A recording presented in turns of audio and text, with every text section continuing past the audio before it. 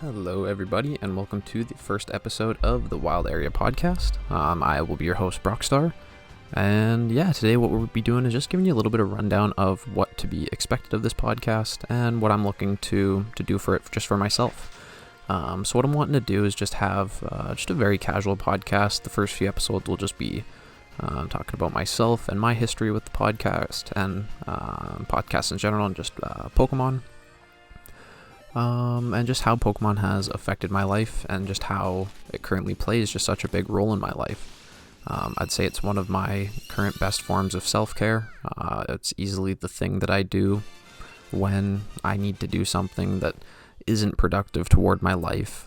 Just a very casual way for me to just have a little bit of downtime and just enjoy really doing nothing, because there's a lot of times I find myself, as I'm doing right now, just biking around the wild area, doing the raids, and just catching any Pokemon that tend to catch my eye. So to start, I'll just let you a little bit know about my history with Pokemon. I got into it in the first few generations. I believe it was a cousin of mine that ended up giving me his copies of, I want to say it was like yellow, red, blue, gold, and silver. So those were the first few games that I got into. I was probably about 4 or 5 at the time, so very, very young. Didn't exactly know a whole lot of what I was doing, but really enjoyed them, thought they were cool, thought the game itself was cool, and I got into it. My first few playthroughs would have been me getting to whatever gym I felt I could beat, and then once I got to a point in which I was stuck, if I started to lose a few battles, that's when I would just reset and start playing a new game. So, didn't fully get the concept of it, didn't fully understand what was going on, but just really liked it. So, that was my first taste.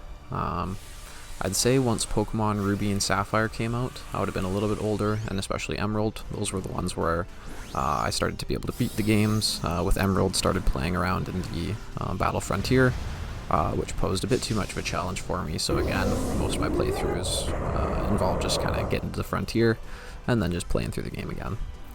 I'd say it was probably in Pokemon Black and White that I started to learn about EVs and EV training Pokemon and learning about the competitive scene. Once I started playing X and Y, that was when I started doing competitive battles, really putting a lot of time into IV breeding and putting together teams. I started watching a lot more Pokemon streams and watching single battles that way, playing on Pokemon Showdown.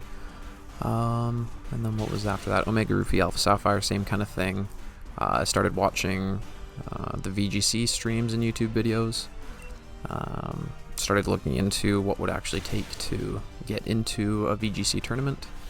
And then Sun and Moon came out. That was kind of the last game that I played up until Sword and Shield. From there, I was playing hockey at the time, so started to get pretty busy. Also started playing RuneScape. Anybody that knows old school RuneScape, that was one of my games I played. I want to say it was at about 4th or 5th grade. So once I learned that was a game again, I got really into that and spent quite a few hours on that. So I missed Ultra Sun, Ultra Moon, and then I didn't really even play Let's Go Pikachu and Eevee or Sun and Moon until a couple years after their release. I think it was a year after, Sword and Shield's release that I started playing Let's Go Eevee, and then I got Pokemon Sword. So I really fell in love with Pokemon Sword. I think they've done an excellent job giving continuous post-game content, especially with the DLC. I think that was a much-needed development for Nintendo. So it's been a lot of fun just to be able to continue playing the game and having there be a bit more of a purpose once you beat the Elite Four and start getting into those competitive battles. I also really like how, with the release of Brilliant Diamond, Shining Pearl, they've kept the VGC format on Pokemon Sword and Shield. Again, just gives me more of a reason to keep playing it, doing my raids, going and getting my berries, just working on developing my teams and building my teams on Pokemon Sword, which is kind of my main game. I did end up getting Shield, and I plan on doing a little bit of shiny hunting on that through the Dynamax Adventures, but Just haven't quite got to that yet. I've actually just picked up a copy or downloaded a copy of Ultra Sun and Ultra Moon on my 3DS that I've been playing through quite a bit. Been having a lot of fun on those.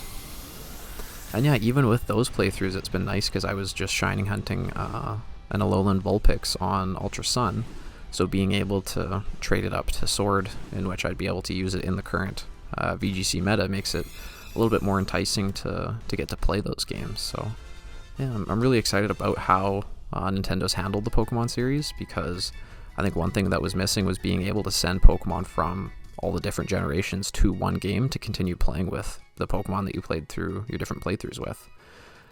Because yeah, even being able to take Pokemon from the Crystal game on the 3DS and then transfer it to Ultra Sun and then send that to Pokemon Sword, like I think that's absolutely incredible. Like I bought these games years after their release, so I think that's definitely worked in their favor to get people to buy the older content.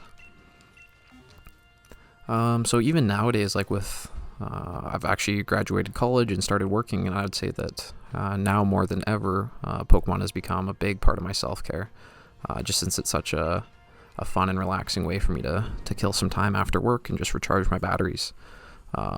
So even with Pokemon Go, I find that it actually gets me outdoors a little bit more than I normally would have, which is awesome because I'll take any reason to be a little bit more active and do a little bit more self-care. And yeah, I think that it's pretty amazing the way Nintendo's handled this series, because they've turned it into rather than just like a game and a fad. Like if you really want it to, like it can become a lifestyle for you.